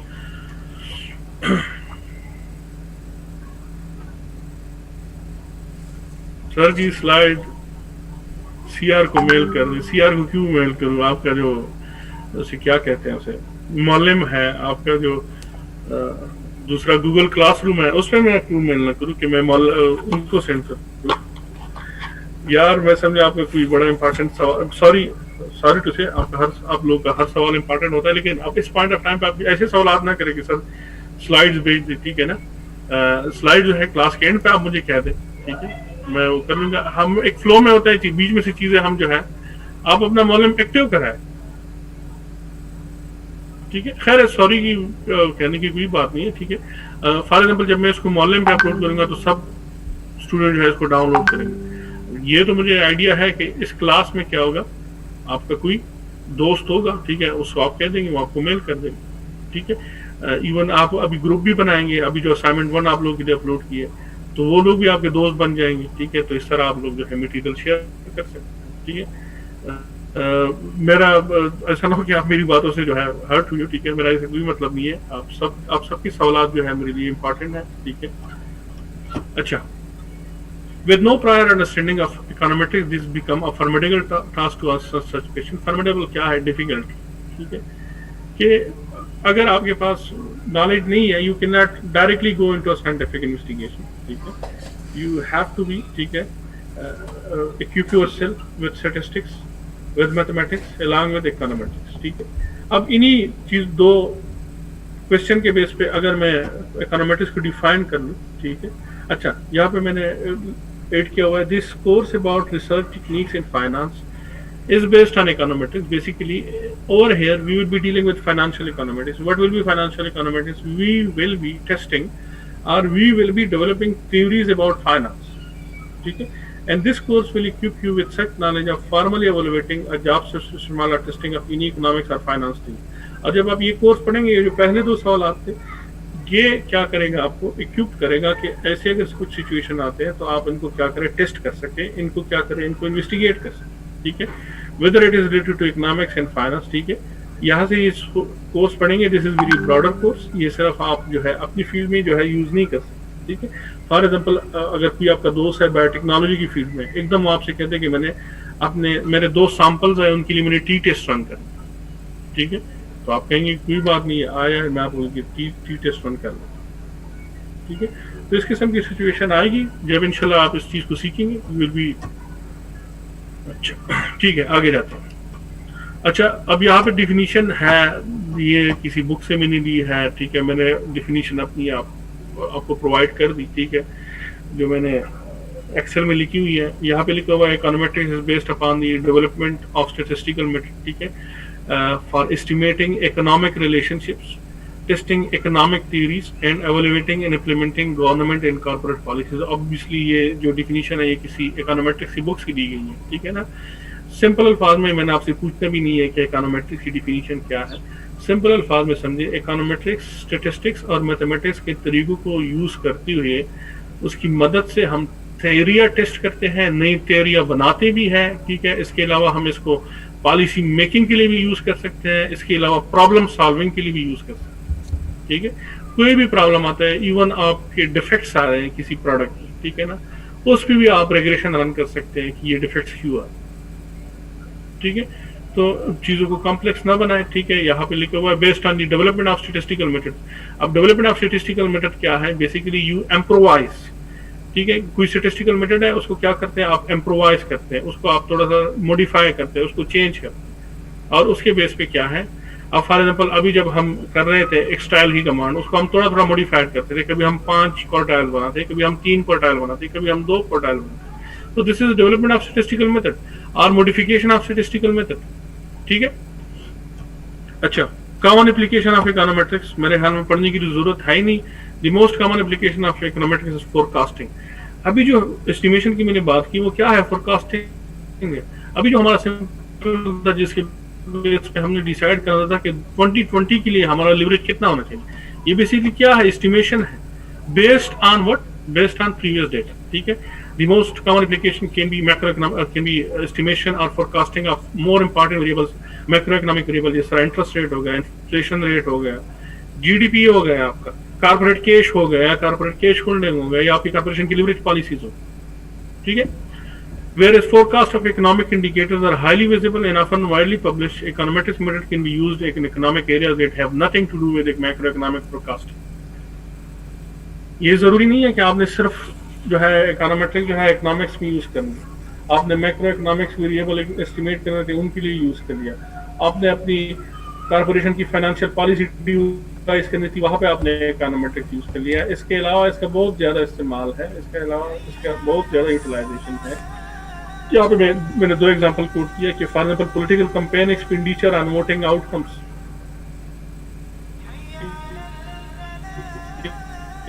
कितना आप अपनी कैंपेन पे क्या करते हैं, पैसे लगाते हैं, उसका आउटकम्स क्या होगा, वोटिंग आपकी ज्यादा होगी या कम होगी, इसके लिए आप क्या कर सकते हैं, ठीक है। फॉर एग्जांपल पिछले साल जो इलेक्शन हुआ था या आज से 3 साल पहले इलेक्शन हुआ था, उन कैंडिडेट्स के पास जाएं, उनसे डेटा लेके आपकी क्या क्या एक्सपेंडिचर थी, एक्सपेंडिचर के अलावा आपकी कितनी वोटिंग थी। फॉर एग्जाम्पल आप इसको फर्दर डिवाइड कर सकते हैं कि फॉर एग्जाम्पल ये इतने यूनियन काउंसिल थे, हर यूनियन काउंसिल में मैंने इतने पैसे लगाए, ठीक है। जाहिर है पॉलिटिक्स कैंपेन में एक्सपेंडिचर होते हैं, हमारे हाथों कहीं बहुत ज्यादा होते हैं, ठीक है ना। I don't know about your areas कि आप लोगों के एरिया में क्या सूरत हाल है, यहाँ पे तो बात करोड़ों में चलती रहती, ठीक है। अब आप क्या है उनके पास जाते हैं, वो आपको बताते हैं कि इतने हमारे क्या है एक्सपेंडिचर है, ये यूनियन काउंसिल है, हर यूनियन काउंसिल में हमने इतने पैसे लगाए, ठीक है, और इतना वोट बैंक हमारे पहले था, और 2002 में जो इलेक्शन हुआ था, अभी जो 2007 में इलेक्शन होगा इसमें हमारा जो 2007 में जो इलेक्शन हुआ उसमें हमारे इतनी वोटिंग। अब हिस्टोरिकल डेटा है, जिस तरह हमने हिस्टोरिकल चीजों पे लिवरेज की प्रेडिक्शन की, आप क्या कर ले, political campaign expenditure on voting outcomes के आप पास होंगे या फेल होंगे, इसकी भी क्या कर सकते हैं, प्रेडिक्शन कर सकते हैं। इसी तरह the effect of number of clicks on internet usages. Internet usages क्या है, एक कॉस्टली एक्टिविटी है, एक कॉस्टली एक्टिविटी है, आपकी अपनी वेबसाइट है जो आपके एम्प्लॉयज यूज करते हैं, उसमें मुख्तलिफ टास्क है। एक टास्क को करने के लिए कितने क्लिक्स चाहिए, 1 क्लिक्स चाहिए, 2 क्लिक्स चाहिए, जितने ज्यादा क्लिक्स होंगे उतना ज्यादा इंटरनेट यूज होगा, जितना ज्यादा इंटरनेट यूज होगा उसका क्या होगा, उतना आपका कॉस्टली होगा। तो द नंबर ऑफ क्लिक्स, कितने आप क्लिक्स करते हैं और उसकी कास्ट कितने हैं, इसको भी आप क्या कर सकते हैं, एक मॉडल में लेके आ सकते हैं, इसकी भी आप क्वेश्चन बना सकते हैं। So it has variety of usages, ठीक है ना। आई होप कि आप लोग सर्च करेंगे कि इकोनोमेट्रिक्स को हम कहाँ पे यूज कर सकते हैं, ठीक है। इकोनोमेट्रिक्स को एक बड़ी इंटरेस्टिंग स्टडी मैंने एक पढ़ी थी रिसेंटली, ठीक है। वो स्टडी क्या थी कि आप ये जो जुबान बोलते हैं ना, ये इफेक्ट करती है कि आप अमीर होंगे या गरीब होंगे, ठीक है ना। अब उस बंदे ने जो रिसर्च की थी वो डेटा बेस थी, उसने डेटा लिया हुआ था, मतलब फॉर एग्जाम्पल हम हमारी जो जुबान है, क्या कहते हैं, कौमी जुबान है उर्दू, ठीक है। अमेरिका की क्या है, अंग्रेजी, ठीक है। चाइना की क्या है, चाइनीज। रशिया की क्या है, रशियन, अभी 3-4 जुबानें किताब, ये जो जुबान बोलते हैं ये भी आपको अमीर या गरीब बना सकता है। किस तरह अमीर या गरीब बना सकते हैं? फॉर एग्जांपल हम अपनी जुबान में जब कहते हैं, एक बात है, कल देखा जाएगा, हम नॉर्मल ये बात करते हैं, या कोई काम है कहते हैं कल करेंगे, ठीक है। और फॉर एग्जांपल या मैं सिंपल एक बात करता हूँ कि कल बारिश होगी, अमरीकी क्या कैसे कहते हैं? वो कहते हैं इट विल रेन, कल बारिश होगी। हम क्या कहते हैं? कल बारिश होगी, ठीक है। चाइनीज क्या कहते हैं? चाइनीज लैंग्वेज में कोई ग्रामर नहीं है, ठीक है। चाइनीज लैंग्वेज जो है वो कहते हैं मिंगतियान शायू, ठीक है, कल बारिश होगी, ठीक है, नाउन यूज करते हैं, बीच में से कोई ग्रामर नहीं है। कहते हैं ये जो ग्रामर वाली लैंग्वेज है, जैसा इट विल रेन टुमारो, ये फ्यूचर को थोड़ा सा दूर दिखाती है। लेकिन जिन लैंग्वेज में ग्रामर नहीं है, जिस तरह लैंग्वेज चाइनीज की हो गई, जिस तरह जर्मन की हो गई, कहते हैं कि ये फ्यूचर को बड़ा नजदीक दिखाते हैं। तो जब फ्यूचर नजदीक होता है तो हम क्या करते हैं? कंजम्पशन कम करते हैं, हम अपने पास पैसे रखते जाते हैं। लेकिन जब हम जिस तरह उर्दू में बात करते हैं कि कल देखा जाएगा, हमारा फ्यूचर जो है वो बहुत दूर होता है। इसी तरह अमरीकियों का फ्यूचर बहुत दूर होता है, तो वो क्या करते हैं? करंटली वो उनकी कंजम्पशन ज्यादा होती है, वो ज्यादा सेव नहीं करते। तो कहते हैं आपका लैंग्वेज, उसने क्या किया, दुनिया के 206 थे कि 200 ममालिक थे, उनकी लैंग्वेजेस, उनका इफेक्ट क्या होता है, उनकी नेशनल सेविंग्स जो है वो डेटा लेके रिग्रेशन बकायदा रन की कि फॉर एग्जाम्पल कुछ लैंग्वेज होती है फ्यूचरिस्टिक होती है, जो फ्यूचर को दूर दिखाती है, और कुछ लैंग्वेज फ्यूचर को नजदीक दिखाती है। इसके बेस पे उसने क्या किया, डिसाइड किया कि वाकई में लैंग्वेज का अमीर या गरीब बनाने में क्या है, एक अमलदाल है। अब उसकी रिसर्च को साइकोलॉजिस्ट ने देखा, साइकोलॉजिस्ट ने कहा हाँ बिल्कुल, जो आप बात करते हैं वो आपके दिल में उतरती है, ठीक है ना। ये जो हमारे ये जो तबलीग वाले भाई हैं, ठीक है, कहता है कि बार बार एक बात करो, ये आपके दिल में उतर जाती है। बिल्कुल इसी तरह आप जो बात करते हैं उसकी आपकी साइकोलॉजी में भी क्या है, इफेक्ट है, ठीक है, वो आपके दिल में उतर जाती है, जो बात भी आप बार बार करते हैं, ठीक है। तो कहते हैं हाँ, इसकी वैलिडिटी है इस रिसर्च की कि हाँ वाकई में जो लैंग्वेज है वो आप अमीर या गरीब बना सकते हैं, ठीक है। It was something out of the way just to show कि हाँ, हम इकोनॉमेटिक्स को हम कहीं पता नहीं कहाँ पे यूज कर सकते, ठीक है। अच्छा, steps in empirical economic analysis. अब एम्पिरिकल इकोनॉमिक एनालिसिस क्या है? सिंपल अल्फाज में, using data to come at a judgment, using data to infer क्या है? फैसला करना। About what? About theories, about problems, about policies, ठीक है। डेटा के बेस पे, डेटा कलेक्शन और एनालिसिस के बेस पे कहना कि भाई ये पॉलिसी कैसी रहनी चाहिए, इसको हमने कंटिन्यू करना चाहिए या नहीं करना चाहिए, नई पॉलिसी लेके आनी चाहिए, ठीक है। ये जो पर्टिकुलर प्रॉब्लम है, फॉर एग्जाम्पल डिफेक्ट्स की प्रॉब्लम है, आप मैन्युफैक्चरिंग कर रहे हैं, डिफेक्ट्स आ रहे हैं, इन डिफेक्ट्स को हम कैसे ओवरकम कर सकते हैं, ये डिफेक्ट्स कैसे कम होंगे, ठीक है। अब ये प्रॉब्लम सॉल्विंग होगी, ठीक है, लेकिन based on data collection and data analysis. This is called empirical economic analysis. But empirical economic analysis is not that simple, ठीक है। आप कहें कि हम डेटा के चले जाएंगे, जिस तरह पहले दो एग्जाम्पल थे कि पब्लिक पॉलिसी है और आप एज एन इन्वेस्टमेंट बैंकर कोई जो है कोई चीज इन्वेस्टिगेट करना चाहते हैं, ठीक है। तो it is not that simple कि आप जाएं, डेटा कलेक्ट करें और आप एनालिसिस शुरू करें, ठीक है। डेटा से पहले जो है बड़ी चीजें होती है, ठीक है, बड़े स्टेप्स होते हैं, ठीक है। So empirical economic analysis of course is using data for inference, for judgments, ठीक है, but it is way more या broader than simple data collection और डेटा एनालिसिस। इसमें और भी चीजें हैं, ठीक है। Econometric methods are relevant in virtually every branch of applied research. They come into play either when we have an economic theory to test or when we have to a relationship in mind that has some importance for business decision or policy analysis, ठीक है। 5 minute रह गए, 7:30 तक ये जारी करते हैं, उसके बाद जो है नमाज की ब्रेक में, ठीक है। हाउ टू स्टार्ट, किस तरह हम स्टार्ट करें किसी भी चीज के बारे में, हमने अगर स्टार्ट लेना है, ठीक है, ये डिसीजन जो है या ये जजमेंट जो हमने पास करना है, ठीक है, ये फाइनेंस का जजमेंट भी हो सकता है, ये बायोटेक्नोलॉजी का जजमेंट भी हो सकता है, ये पॉलिसी मेकिंग का जजमेंट भी हो सकता है, ये किसी माइन्यूट प्रॉब्लम का भी हो सकता है, लेकिन कहाँ से हम स्टार्ट करें, ठीक है। स्टार्ट 2 किस्म के स्टार्ट हो सकते हैं, या तो आप क्या कर लेंगे, उसी एरिया से रिलेटेड एस्टेब्लिश थ्योरीज है, ठीक है, या अगर कोई थ्योरी नहीं है तो आप अपने इंट्यूशन से काम है, ठीक है। बहुत सारे ऐसी चीजें हैं जिसमें थ्योरी डेवलप नहीं है, you have to go for your own, जो आपकी अपनी रीजनिंग है, आप खुद एक पिक्चर किस तरह डिवाइस करते हैं, ठीक है। तो इसका मतलब हुआ अगर हमने स्टार्ट लेना है एम्पिरिकल इकोनॉमिक एनालिसिस में, सबसे पहला स्टेप जो होगा उसमें, ठीक है ना, वो क्या होगा कि मैं इन्वेस्टिगेट क्या करूं, मेरा रिसर्च क्वेश्चन क्या होगा, और वो रिसर्च क्वेश्चन ओरिजिनेट कहां से होगा, या तो ये किसी थ्योरी से आ सकता है, ठीक है, या क्या हो सकता है, ये मेरी इंट्यूशन के बेस पे हो सकता है, मेरे माइंड के बेस पे हो सकता है, कि मेरी जो अपनी जो डेवलपमेंट हुई है, मैंने अपना जो फॉर्मल और इनफॉर्मल नॉलेज गेन किया है, उसके बेस पे मैं कोई चीज क्या कर लूं, डिराइव कर लूं। जो पहला स्टेप है, how to start, it may seem obvious but it is worth emphasising that the first step in empirical analysis is the careful formulation of the question of interest, कि मेरा सवाल क्या होगा जिसका मैं जवाब ढूंढना चाहूंगा, और वो सवाल आएगा कहां से, एस्टेब्लिश थ्योरी से भी आ सकता है, और वो अगर थ्योरीज नहीं है, लिटरेचर नहीं है, कुछ भी नहीं है, वो आपके अपनी इंट्यूशन से भी आ सकता है। तो यहाँ पे सवाल के आया मेरी रिसर्च में लिटरेचर यूज होनी चाहिए या नहीं होनी चाहिए, यहाँ से भी आपको पता चलता है कि इट इज़ बेस्ड ऑन कि वो चीज़ कितनी इन्वेस्टिगेट हुई है, कितनी उसकी एम्पिरिकल मेच्योरिटी है, उस पर कितनी थ्योरियाँ आई हैं, कितने लोगों ने इन्वेस्टिगेट किया है,